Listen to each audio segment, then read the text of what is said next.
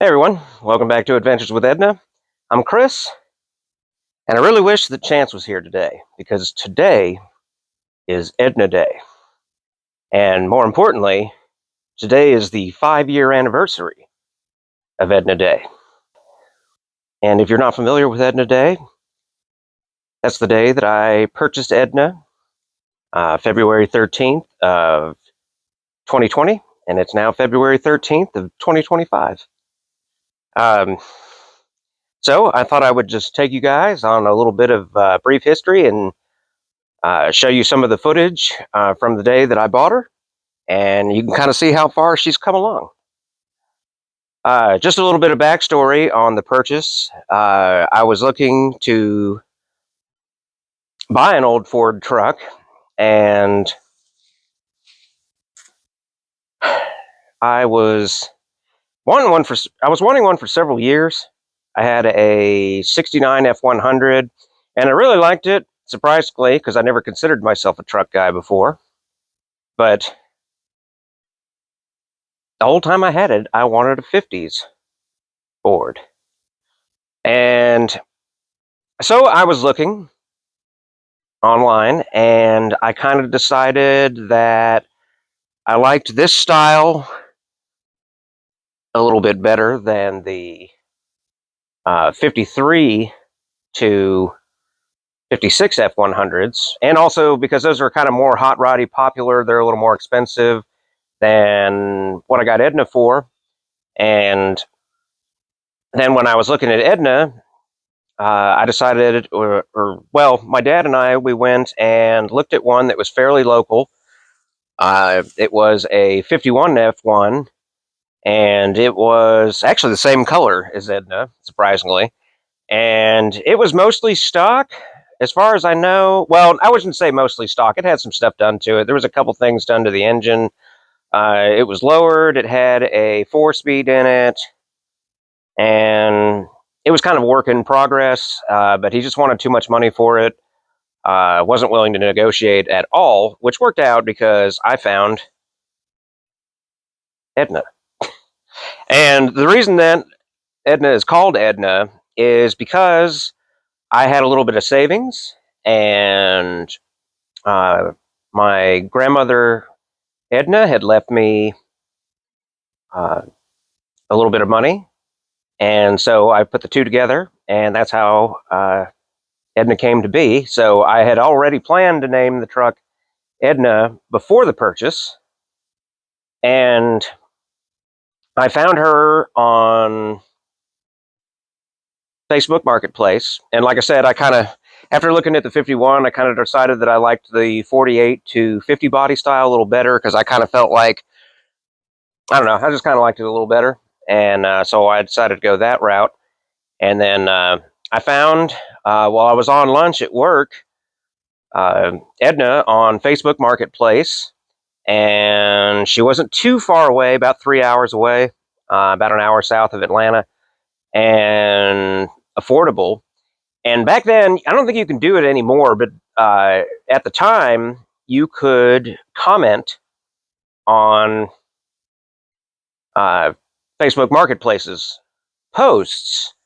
And oddly enough, I bought Edna from a guy named Kenny Rogers. Not the Kenny Rogers, but a Kenny Rogers. And I guess a lot of people assume that that's not a common name, because all the comments on the post, everybody thought that it was a fake or a scammer ad because of the name, and people were commenting on it. And so their loss was my gain. So I ended up talking to Kenny. He sent me some additional pictures and videos that weren't on the ad, and I made the deal with him on the spot. And then 2 days later, I was off.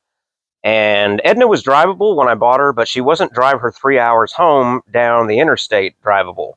So I arranged to have her picked up by a tow truck, which I had never done before.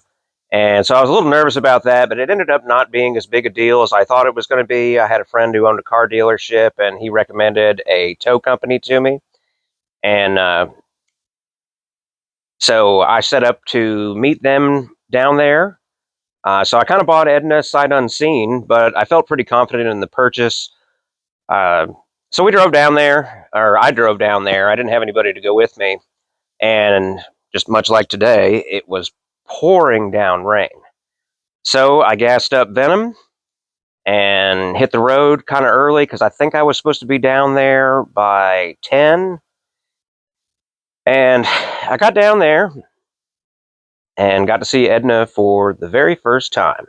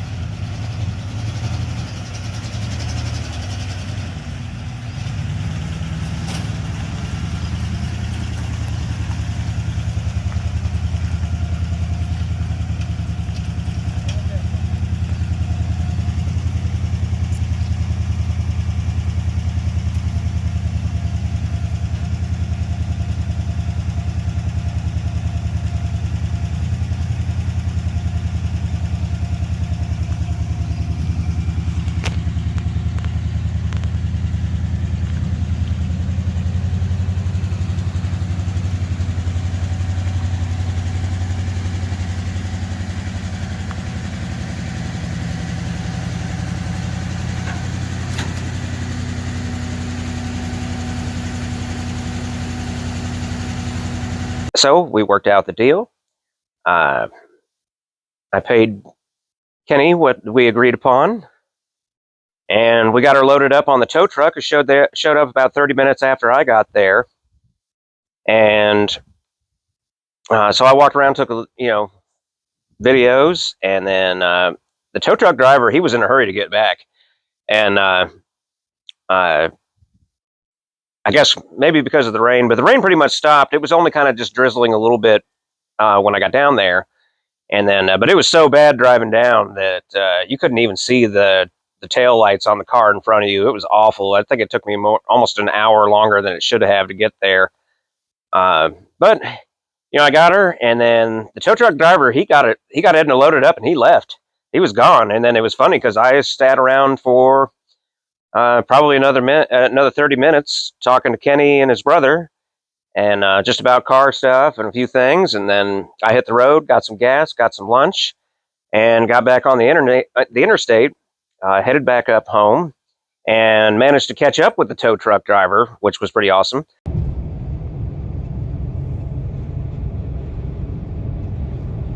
Phone linked.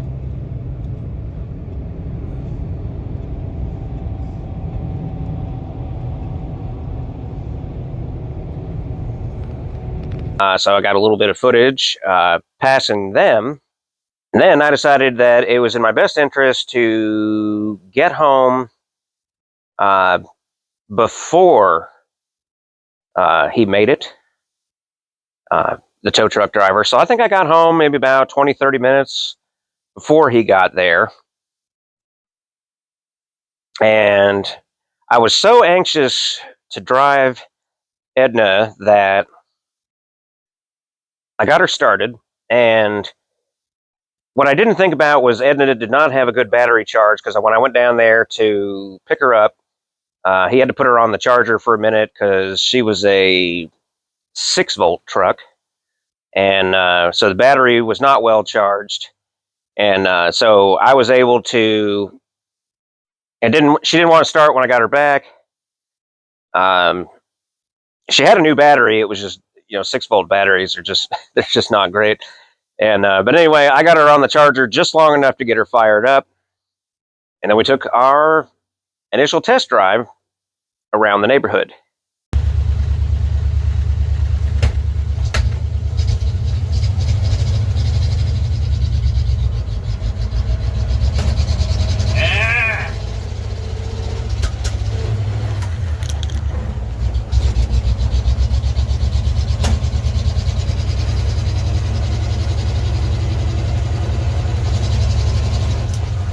And as a consequence, before I made it back to the house, Edna died.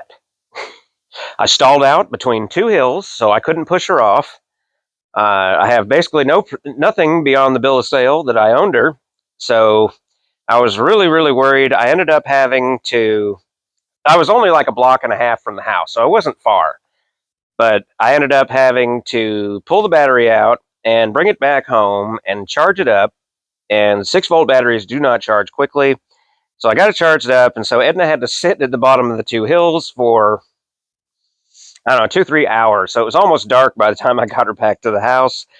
Um, and so I immediately started looking into the 12-volt conversion because it was kind of like one of those, I couldn't really jump her off. I didn't have a car to jump her off. I didn't know about, I was worried about frying the wiring and stuff like that. So I immediately made the purchase for everything I needed to convert her over to 12 volts. Chance and Aspen got to see her first, and both of them were pretty excited. And then Chance and I got to work on it because that was right when COVID hit.